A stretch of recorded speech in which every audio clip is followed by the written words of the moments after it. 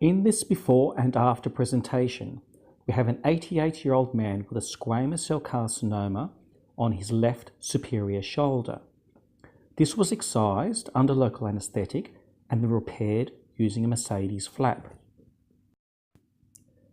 At the 6-week post-operative review, the wound has healed and there is minimal scarring.